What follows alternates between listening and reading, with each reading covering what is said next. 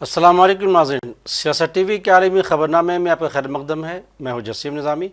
आइए सबसे पहले डालते हैं सुर्खियों पर एक नज़र। शिमाली गजा के 4 मंजिला रिहायशी मकान पर काबिज इसराइली फ़ौज की तबाहकुन बमबारी, कम अज़ कम 4 फ़लस्तीनी शहीद। सिर्फ आज के हमलों में 50 से ज़ायद शहादतें। इसराइल खुलेआम नस्लकुशी में मुलव्विस है, आलमी बिरादरी इक़दामात करे। चिली के सदर जी बोरिक का गजा में जारी इसराइली दरिंदगी पर सख्त रद्द-ए-अमल। गजा में 1,60,000 फ़लस्तीनी दोबारा बेघर, भूखे अफराद के पास कोई पनाहगाह नहीं, अक़वाम मुत्तहिदा ने ज़ाहिर की फ़िक्रमंदी। और हिंदुस्तानी पार्लिमानी वफ़द ने टोक्यो में जापान की हुक्मरान जमात के लीडरों से की मुलाकात। दहशतगर्दी के ख़िलाफ़ हिंदुस्तान की मुत्तहिदा और मजबूत मौक़िफ़ से आगाह कर दिया गया। तो ये थी सुर्खियाँ, खबरें तफसील से। शिमाली गजा के जबालिया कैंप में 4 मंजिला रिहायशी मकान पर काबिज इसराइली फ़ौज ने तबाहकुन बमबारी कर दी, जिसके नतीजे में कम अज़ कम 4 फ़लस्तीनी शहीद हो गए, जबकि 20 मासूम शहरी मलबे तले दबे हुए हैं। हमलों में शहीद होने वालों में एक 60 साला शख्स भी शामिल है। शोहदा की लाशें अशफा अस्पताल मुंतकिल कर दी गई, जहाँ पर आँख अक्षबार थी और हर दिल गम से निढाल। मकामी ज़राए के मुताबिक घर के मलबे से दिलखराश आवाज़ें सुनाई दे रही थीं, मगर इमदादी कारकुन खाली हाथ थे, क्योंकि उनके पास मलबा हटाने के लिए ज़रूरी सामान मुयस्सर न था। गजा के महकमे दिफा के मुताबिक 4 अफराद की लाशें निकाल ली गई हैं, 6 ज़ख्मियों को बचाया गया। इस तरह दौरान एक और इन इत्तला के मुताबिक कि सिर्फ आज ही के हमलों में 50 से ज़्यादा अफराद की शहादत हो चुकी है। मलबे में दबे लोगों को ज़िंदा निकालने की कोशिशें इसलिए रोक दी गई क्योंकि भारी मशीनरीज नहीं दी गई। काबिज इसराइल ने गजा के चप्पे चप्पे को जंग का मैदान बना दिया है। हर दिन, हर रात, हर लम्हा फ़लस्तीनियों के लिए मौत का पैगाम लाता है। आलमी बिरादरी की बेहिसी क़त्ल-ए-आम की असल मुजरिम है। दूसरी तरफ चिली के सदर गैब्रिएल बोरिक ने गजा में जारी इसराइली दरिंदगी पर कहा है कि इसराइल खुलेआम नस्लकुशी में मुलव्विस है। उनका कहना था कि इसराइल हुकूमत गजा में नस्ल सफाई कर रही है और सूरत हाल इस कदर खौफनाक हो चुकी है कि अगले चंद घंटों में हज़ारों मासूम बच्चे ज़िंदगी की बाजी हार सकते हैं, क्योंकि इसराइल ने इंसानी इमदाद का दाखिला बंद कर रखा है। सदर बोरिक ने मज़ीद कहा कि जो इस जुल्म में शरीक हैं या खामोशी से देख रहे हैं, वो सब इंसानियत के मुजरिम हैं और एक दिन उनका हिसाब ज़रूर लिया जाएगा। चिली हर आलमी प्लेटफॉर्म पर इस दरिंदगी को रोकने के लिए अपना असर रसूख इस्तेमाल कर रहा है। चिली के वज़ीर ख़ारजा अल्बर्तो तूफ़ान ने भी इसराइली फ़ौज के हमलों को खुली जारहियत करार दिया और कहा है कि हम गजा के शहरियों पर इसराइली अफ़वाज के ख़तरनाक, अंधाधुंध और बार बार हमलों की शदीद मज़म्मत करते हैं। इसराइल न सिर्फ हम बमबारी कर रहा है, बल्कि इमदादी सामान की राह में रुकावटें डालकर गजा को भूख से मार रहा है। उधर अक़वाम मुत्तहिदा ने एक खूनी हफ्ते की भयानक तस्वीर पेश करते हुए इंकशाफ किया है कि गजा में सिर्फ 7 दिनों में मज़ीद 1,60,000 फ़लस्तीनी अपने घरों से बेदखल कर दिए गए हैं, जबकि काबिज इसराइल की बमबारी के बायस पनाह की कोई जगह बाकी नहीं बची है। पेश है लर्ज़ाखेज़ सूरत हाल पर मुश्तमिल गजा की ये तस्वीर।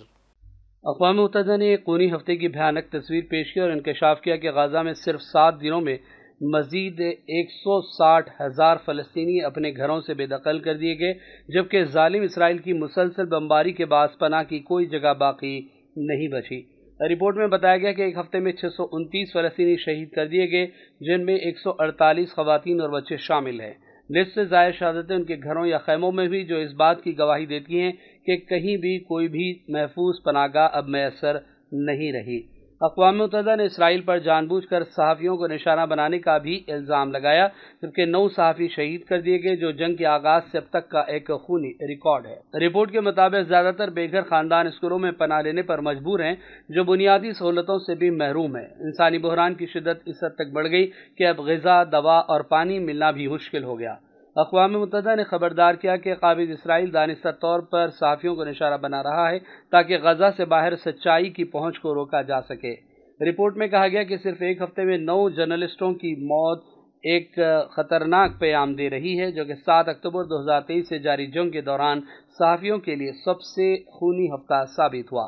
یہ کوئی اتفاق نہیں ہے بلکہ ایک منظم سازش ہے تاکہ دنیا کو نہ شہداء کی تصویریں دکھائی دیں، نہ ملبے تلے دبے بچوں کی چیخیں سنائی دیں، نہ ویران گلیوں، اجڑی بستیوں اور جلتے ہسپتالوں کی حقیقت لوگوں کے سامنے آ سکے۔ یہ اسرائیل کا ایک ظلم ہے اور اس کو وہ غزہ کے باہر آنے دینا نہیں چاہتا۔ دوسری جانب غزہ پٹی میں انسانی المیہ گہرا ہو گیا۔ جبراً بے گھر ہونے والے خاندانوں کی تعداد مسلسل بڑھ رہی ہے۔ یہ وہ لوگ ہیں جو اپنے جلے ہوئے گھروں سے نکل کر ان اسکولوں کا رخ کر رہے ہیں جو خود اب پناہ گاہوں میں بدل گئے، مگر یہاں نہ پانی ہے، نہ دوا ہے، نہ غذا، بس ایک بے رحم محاصرہ ہے اور خاموش تماشائی بنی دنیا۔ 18 مارچ کو نسل کشی کی جنگ دوبارہ شروع ہوئی اور اس کے بعد سے اب تک 1,40,000 سے زیادہ افراد جبراً بے گھر ہو گئے۔ ہزاروں دیگر کو پچھلے ہفتے ان کے گھروں سے نکلنے پر مجبور کر دیا گیا کیونکہ ظالم اسرائیلی فوج نے ان علاقوں کو خالی کرنے کے احکامات دیے تھے۔ انسانی جانوں سے روزانہ کھیلا جا رہا ہے۔ اسرائیل کی بدترین بمباری رکنے کا نام نہیں لے رہی ہے۔ معصوم زندگیاں دن دہاڑے روندی جا رہی ہیں اور اس سارے ظلم کی پشت پناہی امریکہ کی سیاسی اور عسکری حمایت ہے، جبکہ عالمی برادری مجرمانہ خاموشی اختیار کیے ہوئے ہے۔ بیورو رپورٹ، سیاست ٹی وی۔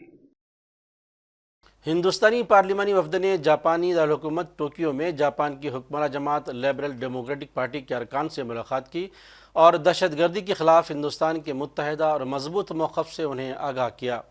ہندوستانی رکن پارلیمان سنجے جھا کی قیادت میں جاپان پہنچا ہے۔ یہ دور اس وقت ہو رہا ہے جب پہلگام حملے کو 1 مہینہ گزر چکا ہے۔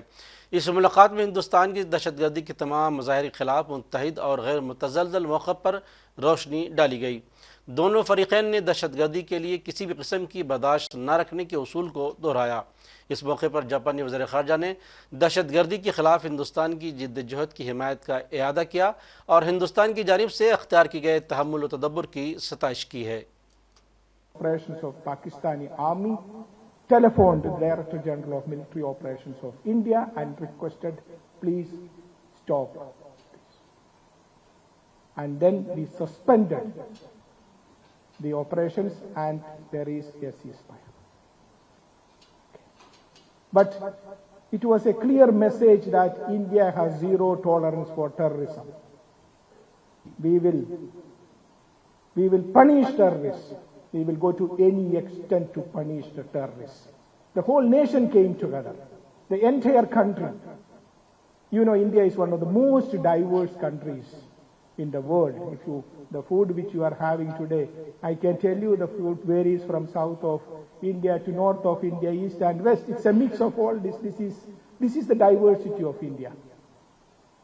India is a country where 4 religions were born: Hinduism, Buddhism, Jainism and Sikhism. 4 religions. India has every other religion in the world.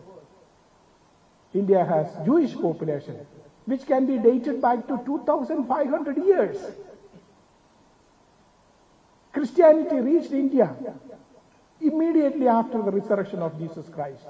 Saint Thomas, one of the disciples of Jesus Christ, came to India in 52 Common Era, immediately after the resurrection of Jesus Christ. And since then continued to live there, flourish there.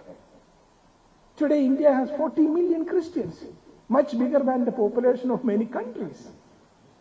And when you talk about Islam, India is the second largest Muslim population country in the world, immediately after Indonesia. And Islam came to India during the time of Holy Prophet himself. I come from Kerala. One of the masjids in Kerala was established in the 7th century itself. I visited that, the chairman. امریکی انتظامیہ نے باوقار university Harvard university کو محکمہ home land security DHS کی جانب سے طلب کی گئی غیر ملکی طلباء کے طرز عمل کی رپورٹس جمع کرانے کے بعد بین الاقوامی طلباء کے داخلے پر پابندی عائد کر دی ہے۔ CNN کی رپورٹ کے مطابق امریکی محکمہ ہوم لینڈ سیکیورٹی نے ایک بیان میں اب ہارورڈ غیر ملکی طلباء کو داخلہ نہیں دے سکتا اور موجودہ غیر ملکی طلباء کو منتقل ہونا ہوگا یا پھر اپنی قانونی حیثیت گنوانی ہوگی۔ پروفیسروں کو خدشہ ہے کہ غیر ملکی بڑے پیمانے پر اخراج سے طلبہ ادارے کی تعلیمی ساکھ متاثر ہو سکتی ہے، جس نے اپنی نظریاتی خود مختاری کے تحفظ کے لیے انتظامیہ کا سامنا کیا ہے۔ امریکی حکام کا موقف ہے کہ ہارورڈ یونیورسٹی امریکہ مخالف یہودی مخالف دہشت گردی کے حامی مشتعل افراطی اڈے میں تبدیل ہو گئی ہے۔ واضح ہے کہ اس طرح کے الزامات کے بعد طلبہ کا مستقبل داؤ پر لگ گیا ہے۔ ایک جانب جہاں ایشیا کے چند ممالک میں کووڈ کی خبریں عام ہیں، وہیں ملک میں ایک بار پھر کورونا کا اثر دکھائی دینے لگی ہے۔ اطلاعات کے مطابق ہریانہ کے گروگرام اور فرید آباد میں کووڈ-19 کے کم از کم 3 نئے معاملے سامنے آئے ہیں۔ مریضوں کو فی الحال آئسولیٹ کر دیا گیا ہے اور اس سے قبل سنگاپور اور ہانگ کانگ کے علاوہ چین سے بھی خبریں آ چکی ہیں کہ کورونا پھر سے سر اٹھانے لگا ہے۔ اور آخر میں سرخیوں پر ایک اور نظر۔ شمالی غزہ کے 4 منزلہ رہائشی مکان پر قابض اسرائیلی فوج کی تباہ کن بمباری، کم از کم 4 فلسطینی شہید، صرف آج کے حملوں میں 50 سے زائد شہادتیں۔ اسرائیل کھلے عام نسل کشی میں ملوث ہے، عالمی برادری اقدامات کرے۔ چلی کے صدر جی بورک کا غزہ میں جاری اسرائیلی درندگی پر سخت رد عمل۔ غزہ میں 1,60,000 فلسطینی دوبارہ بے گھر، بھوکے افراد کے پاس کوئی پناہ گاہ نہیں، اقوام متحدہ نے ظاہر کی فکر مندی۔ اور ہندوستانی پارلیمانی وفد نے ٹوکیو میں جاپان کی حکمراں جماعت کے لیڈروں سے کی ملاقات، تشدد کے خلاف ہندوستان کے متحدہ اور مضبوط موقف سے آگاہ کر دیا گیا۔ تو ناظرین، سیاست ٹی وی کے عالمی خبرنامے میں آج بس اتنا ہی۔ مزید اپڈیٹس کے لیے آپ بنے رہیں سیاست ٹی وی کے ساتھ، اور مجھے اور سیاست ٹی وی کی پوری ٹیم کو دیجیے اجازت۔ اللہ حافظ۔